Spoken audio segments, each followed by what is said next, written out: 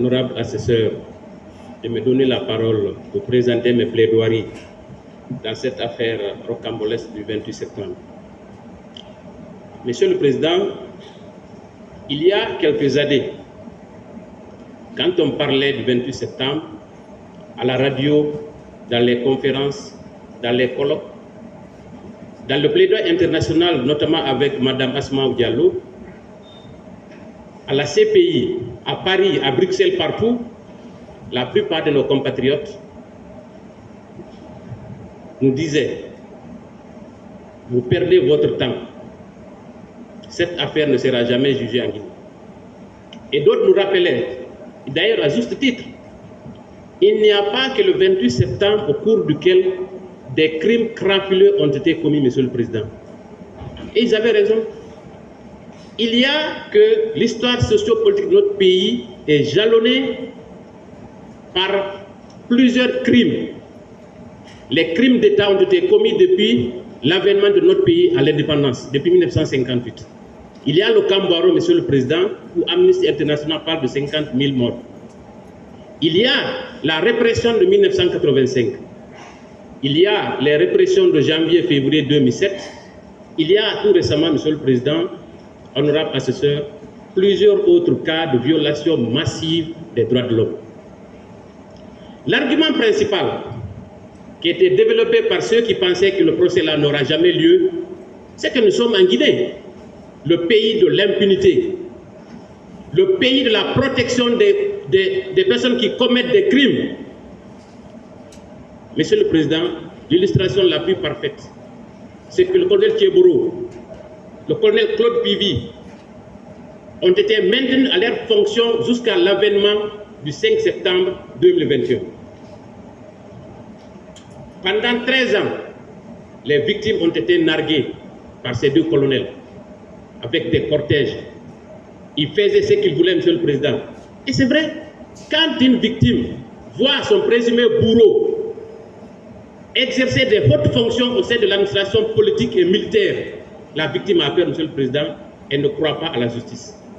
Donc, Monsieur le Président, cet argument qui consistait à dire que le procès n'allait jamais avoir lieu était plausible. Les gens pouvaient y croire. Mais, Monsieur le Président, c'était quand même le 28 septembre est singulier. Non pas parce qu'il y a eu plus de morts, il y a eu plus de disparus, mais parce qu'il y a eu des viols à ciel ouvert. Le mode opératoire, cette fois-ci, avait évolué.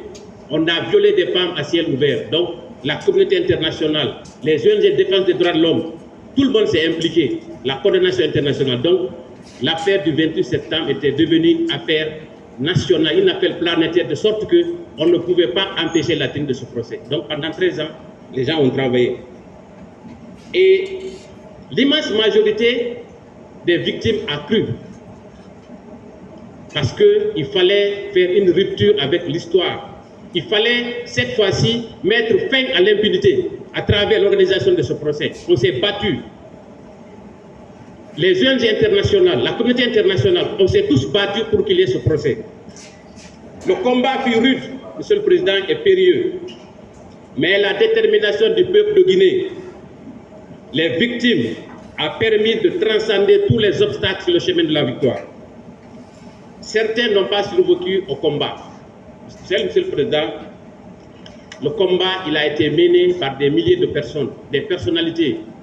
Et je pense principalement à Dr Tianoma Dissou, M. Abdul Gadir Rousseau, tous anciens présidents de l'OGEDAS qui ne sont plus de ce monde.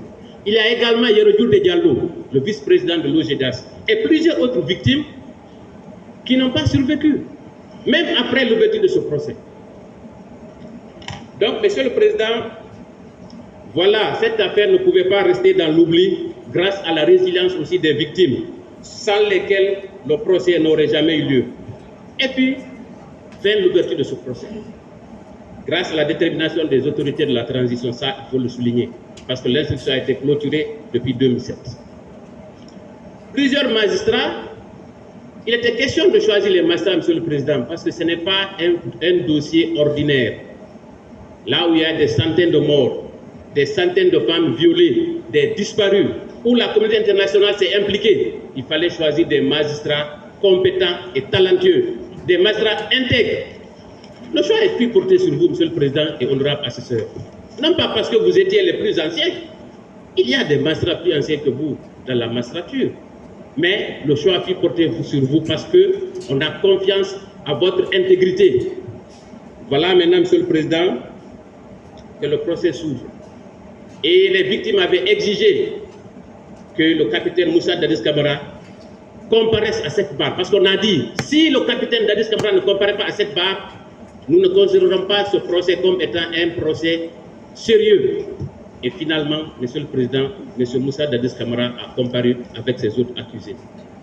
Eh bien, s'ouvre le procès en paix, en présence de toutes les victimes, à la face du monde, Monsieur le Président.